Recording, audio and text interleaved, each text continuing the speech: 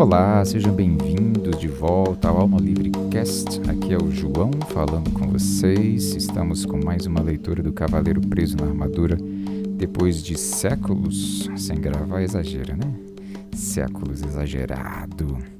Mas muito tempo e voltando agora depois de várias questões na minha vida pessoal, inclusive coisas que me fizeram entender melhor o final do livro Cavaleiro Preso na Armadura, que nós estamos não muito próximos, estamos na página 81 da minha edição Record, aqui do livro, de um total de 110 páginas, né? Mas vamos lá, no episódio anterior nós terminamos com o cavaleiro dizendo que o cavaleiro contemplou a luz e em seguida encarou as trevas à frente. E aí ele disse: "Não existe escuridão neste castelo para você, não é mesmo?" "Não", respondeu Merlin. "Não mais." Encorajado, o cavaleiro se levantou pronto para seguir, agradeceu a Merlin por aparecer mesmo sem ter sido chamado. "Tudo bem", disse o mago, "às vezes a gente não sabe quando é hora de pedir ajuda." E dizendo isso, desapareceu. Quando o cavaleiro recomeçou a andar, Rebeca surgiu da escuridão, voando à sua frente. Lembrando que Rebeca era a pomba que acompanha o cavaleiro na sua jornada aqui, né? "Uau!" ela disse toda empolgada. "Tenho algo para lhe mostrar que você nem imagina." O cavaleiro nunca tinha visto Rebeca tão excitada. Normalmente ela era bastante comedida, mas agora subia e descia pulando no ombro do cavaleiro, mal podendo se conter enquanto guiava este e Esquilo até um grande espelho. É esse, Rebeca arrulhou alto, seus olhos brilhando de entusiasmo. O cavaleiro ficou desapontado. "É apenas um velho espelho barato", ele disse impacientemente. "Vamos, temos de seguir em frente." "Não é um espelho comum", Rebeca insistiu. "Ele não mostra como você parece, mostra o que você realmente é." O cavaleiro ficou intrigado, mas não entusiasmado. Ele nunca ligara muito para espelhos, porque nunca se considerara muito atraente. Mas Rebeca insistiu, e então, relutante, ele se pôs diante do espelho e olhou fixamente para o reflexo. Para sua surpresa, ao invés de um homem alto com olhos tristes e nariz grande, encouraçado até o pescoço, viu uma pessoa charmosa e cheia de vida, cujos olhos brilhavam com compaixão e amor. "Quem é esse?" ele perguntou. Esquilo respondeu: "É você." "Este espelho é uma impostura", disse o cavaleiro. "Não é assim que me pareço." "Você está vendo seu eu verdadeiro", explicou Sam, lembrando que Sam é a voz da consciência do cavaleiro. "O eu que vive por debaixo dessa armadura." "Mas", protestou o cavaleiro olhando de forma penetrante para o espelho, "este homem é um espécime perfeito, e sua face é plena de beleza e inocência." "Esse é o seu potencial", respondeu Sam, "ser belo, inocente e perfeito." "Se esse é meu potencial", disse o cavaleiro, "algo terrível aconteceu no meu percurso para realizá-lo." "Sim", explicou Sam, "você colocou uma armadura invisível entre você e seus sentimentos verdadeiros. Ela está em você há tanto tempo que se tornou visível e permanente." "Talvez eu tenha realmente escondido meus sentimentos", disse o cavaleiro, "mas eu não podia simplesmente dizer tudo que vinha à minha cabeça e fazer tudo o que tinha vontade de fazer. Ninguém iria gostar de mim." Ao pronunciar essas palavras, o cavaleiro parou abruptamente, compreendendo que vivera toda a sua vida de maneira a fazer com que as pessoas gostassem dele. Pensou em todas as cruzadas que lutara, os dragões que matara e as donzelas que salvara da aflição, tudo para provar que ele era bondoso, gentil e amoroso. A verdade é que ele não precisava provar nada disso, ele era bondoso, gentil e amoroso. "Dardos arremessados", ele exclamou. "Desperdicei minha vida inteira?" "Não", disse Sam rapidamente, "ela não foi desperdiçada. Você precisava de tempo para aprender o que acabou de aprender." "Mesmo assim, sinto vontade de chorar", disse o cavaleiro. "Isso sim seria um desperdício", disse Sam. Em seguida, entoou esta curta cantiga: "Lágrimas de autopiedade em desprazer terminam. Não são as desse tipo que armaduras eliminam." O cavaleiro não estava com estado de espírito para apreciar as cantigas de Sam ou mesmo seu humor. Pare com essas rimas desagradáveis ou vou chutá-lo para fora daqui, ele berrou. Você não pode me chutar para fora, divertiu-se Sam. Eu sou você, esqueceu? Naquele momento, o cavaleiro teria dado um tiro em si mesmo com satisfação para se livrar de Sam, mas, felizmente, as armas de fogo ainda não tinham sido inventadas. Parecia não haver jeito de se livrar de Sam. O cavaleiro olhou para o espelho mais uma vez. Bondade, amor, compaixão, inteligência e desprendimento retribuíram o olhar. Ele compreendeu que tudo o que precisava fazer para possuir essas qualidades era reivindicá-las, pois elas sempre lhe haviam pertencido. Vou fazer uma pausa aqui. Interessante, né, essa análise. Na psicologia a gente vê muito isso, da tal da síndrome do impostor, da gente estar sempre correndo para satisfazer uma ideia na cabeça dos outros de que nós somos bons o bastante, de a gente precisar estar sempre correndo para provar que nós somos inteligentes o bastante, fortes, belos, né, atraentes, produtivos, o bastante o tempo todo.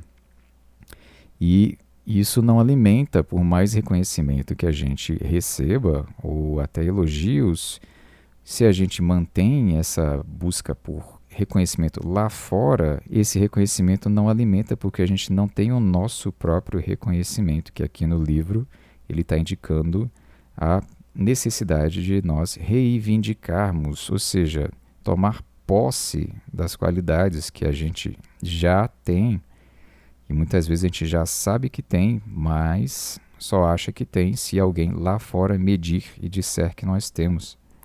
E a gente não assume, não toma essa posse, né? Não se empodera daquilo que a gente já pode tomar como qualidade, como atributos positivos da nossa personalidade. E a gente fica nessa busca lá fora, numa corrida, que nem um ratinho correndo na roda e que não acaba nunca, enquanto a gente não olhar para esse buraco que é como que nós estamos olhando para nós mesmos e colocando aí uma barreira, e essa armadura muitas vezes pode ser inclusive essa fantasia de que eu só vou ser bom bastante no dia que alguém ou algum lugar que eu chegar, ou alguma competição, ou alguma promoção, ou algum status externo me disser, me provar para mim mesmo que eu já sou bom bastante. E muitas vezes nem aí, né? Porque a gente não se convence e coloca o objetivo em outro lugar. No exato momento que conquistou uma grande chegada, um grande objetivo, já muda o alvo, porque não preenche, não satisfaz, ou satisfaz muito vagamente, muito rapidamente, já volta a sentir essa ausência, que no fundo, como o livro está colocando aqui, é uma ausência de si mesmo, de auto-reconhecimento, né? Voltando para o livro, com esse pensamento, a linda luminosidade resplandeceu novamente, mais clara do que antes. Ela iluminou a sala inteira, revelando, para a surpresa do cavaleiro, que o castelo era composto de apenas uma sala gigantesca. É o código padrão para a construção de um castelo do conhecimento, disse Sam. O verdadeiro conhecimento não é dividido em compartimentos, pois todo ele emana de uma verdade. O cavaleiro concordou, balançando a cabeça, e, justo quando estava pronto para partir, Esquilo chegou correndo. Este castelo possui um pátio que tem uma grande macieira bem no meio. Ah, leve-me até ela, disse o cavaleiro avidamente, já que estava começando a sentir muita fome. O cavaleiro e Rebeca seguiram Esquilo até o pátio. Os galhos robustos da grande árvore curvavam-se com o peso das maçãs mais vermelhas e brilhantes que o cavaleiro já vira. O que acha dessas maçãs? Zombou Sam. O cavaleiro pegou-se dando risadinhas. Depois notou uma inscrição esculpida numa laje de pedra ao lado da árvore. Para essa fruta não imponho condição, mas que você agora aprenda sobre a ambição. O cavaleiro refletiu sobre essas palavras, mas francamente não tinha a menor ideia do que elas queriam dizer. Decidiu ignorá-las. Se você fizer isso, nunca sairemos daqui, disse Sam. O cavaleiro gemeu. Essas inscrições estão ficando cada vez mais difíceis de entender. Ninguém falou que o castelo do conhecimento seria moleza, disse Sam firmemente. O cavaleiro suspirou, pegou uma maçã e sentou debaixo da árvore com Rebeca e Esquilo. Vocês dão conta desta? Ele lhe perguntou. Esquilo fez que não com a cabeça. O cavaleiro olhou para Rebeca, que também fez que não com a cabeça. Mas sei com certeza, disse a pomba pensativamente, que não tenho ambições. Nem eu, aparteou o Esquilo, e aposto como essa árvore também não tem nenhuma. Prestando atenção aqui, né, gente? Eles estão fazendo uma referência que esses seres da natureza, o esquilo, a pomba e a árvore, não possuem essa ambição, um tipo de egoísmo. Não têm necessidades além das necessidades básicas de sobrevivência deles, né? E todo o resto eles têm mais liberdade de viver sem precisar acumular coisas que basicamente eles não necessitam, né? Voltando para o livro. Existe um propósito para ela, disse Rebeca. Essa árvore é como a gente, não tem ambições, talvez não se precise delas.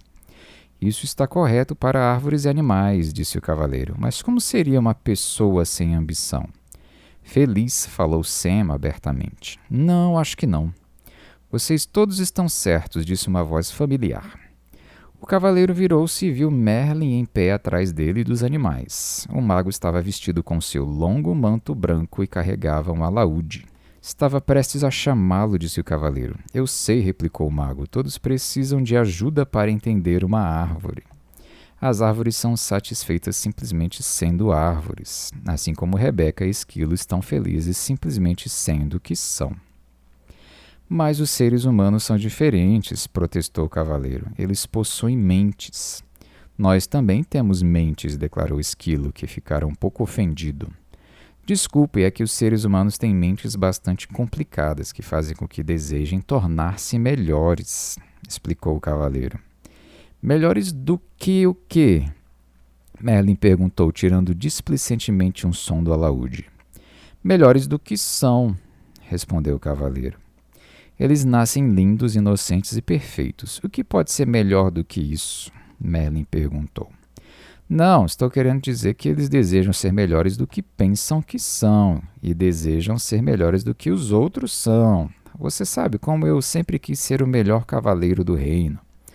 Ah, sim, disse Merlin. A ambição originada dessa sua mente complicada o levou a tentar provar que você era melhor do que os outros cavaleiros.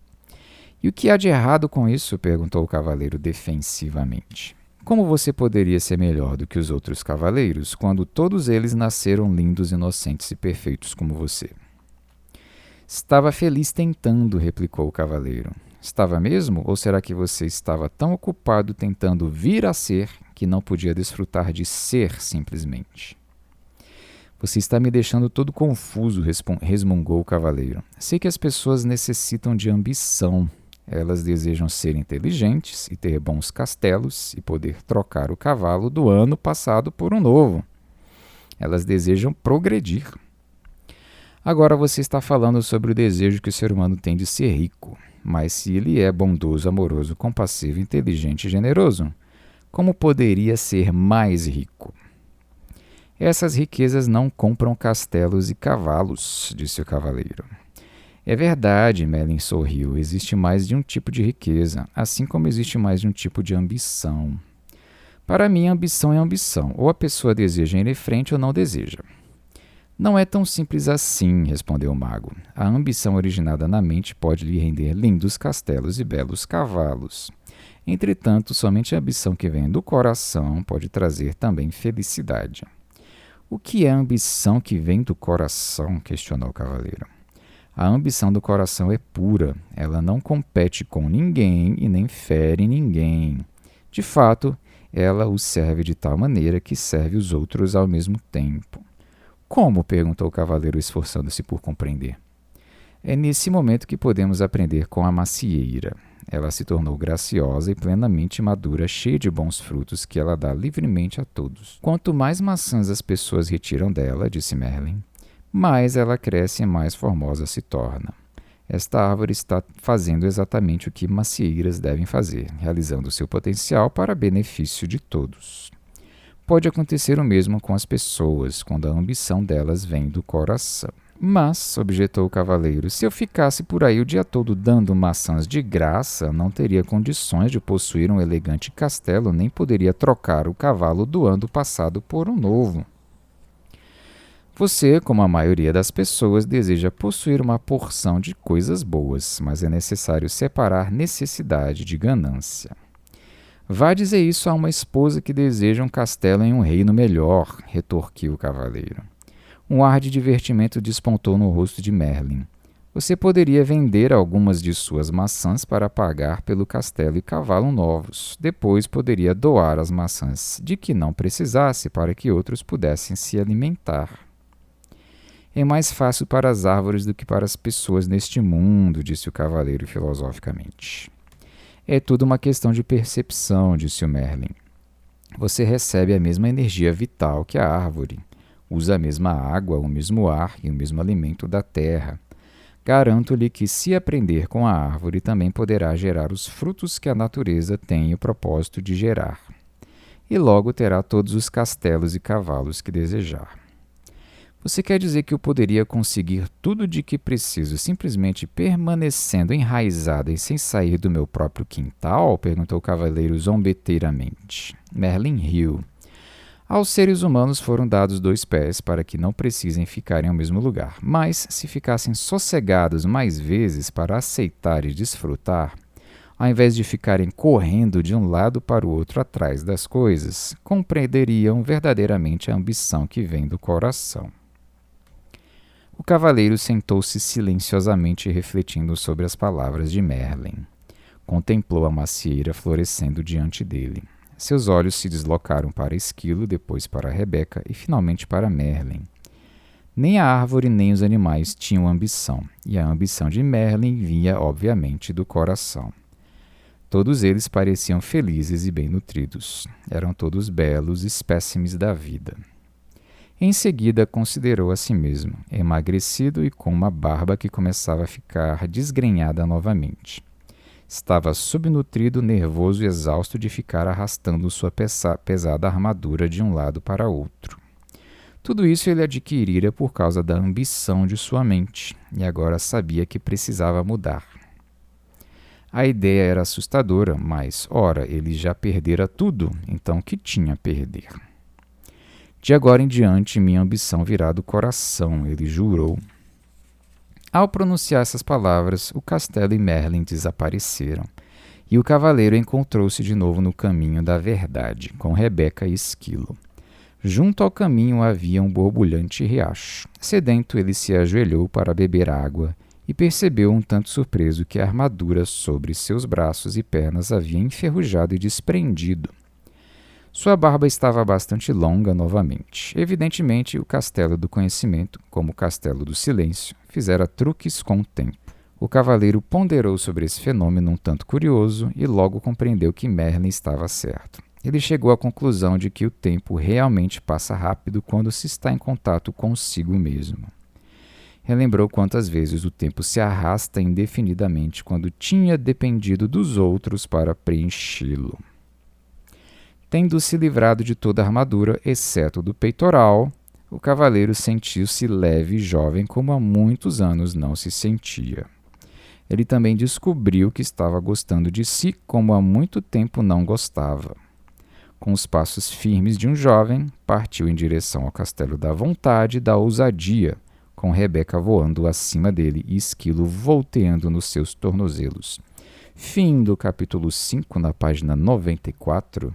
É tanta coisa com análises já bem mastigadas nesse capítulo que eu resolvi não fazer muitas pausas, né? Mas vou só voltar para essa reflexão da pessoa não conseguir gostar de ser, simplesmente ser ela mesma, e ficar correndo sempre não vir a ser uma outra coisa, de conseguir algo mais, algo além, uma suposta necessidade que provavelmente foi inculcada na pessoa por alguém, por alguma propaganda, por alguma pressão social, por alguma cultura que fica nos dizendo que nós precisamos continuar correndo atrás de alguma coisa, correndo de vir a ser alguém que disseram que é bom vir a ser essa pessoa, e passando pouco tempo olhando para como já somos, apreciando o que nós já somos. E, como ele falou aqui no final, gostando de ver o que nós já somos, né? Merlin coloca que nós nascemos perfeitos e lindos. E é bem isso, né? Quando uma criança nasce, a gente não olha para ela e diz que ela é defeituosa porque lhes faltam os dentes, por exemplo. Ela é perfeita pelo estágio de desenvolvimento dela, né? Mesmo sem aqueles dentes inicialmente. E a gente muitas vezes fica se cobrando para ser alguém melhor e melhor e melhor e melhor, e sem observar que nós estamos no nosso amadurecimento, no nosso processo, no nosso crescimento, que não termina quando a gente vira adulto, e que a gente pode curtir esse processo, apreciar, que nem um pai apreciaria o desenvolvimento de aprendizagem do seu filho, da criança, de maneira natural. Claro que com altos e baixos, com uma velocidade diferente das outras crianças, porque não existe um padrão que todas as crianças têm que seguir exatamente aquele cronograma, aquele tempo. Diferentes habilidades se desenvolvem em tempos diferentes para crianças diferentes. E pessoas diferentes desenvolvem habilidades diferentes, caminhos diferentes. E a gente tem a mania de ficar comparando o nosso caminho com o caminho do outro. É a velha história, né, da grama do vizinho ser mais verde. E a gente ir perdendo de vista a nossa própria grama, que nem a gente falou mais cedo aqui, sobre a gente não assumir as nossas próprias qualidades, não se empoderar delas, não se reconhecer, não se admirar e não se gostar, não se amar no processo. E o cavaleiro se olhando nesse espelho da verdade, compreendendo o estado natural da árvore, do esquilo, da Rebeca e do próprio Merlin, que não estão lutando para ser quem eles já são e simplesmente compartilhando quem eles já são com o mundo, com a vida, e felizes no processo, mesmo se nós considerarmos em termos de milhares de anos ali de evolução biológica, né? Estamos todos evoluindo, a árvore está evoluindo, o esquilo, enfim. Mas eles não estão em briga com eles mesmos para empurrar e acelerar essa evolução, né?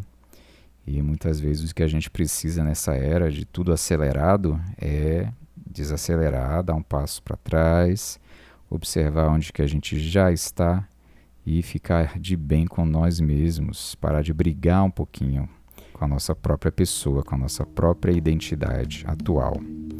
Então eu vou ficando por aqui, pessoal, e bora se amar, né? É isso aí. Até o próximo episódio. Um abraço. Tchau, tchau.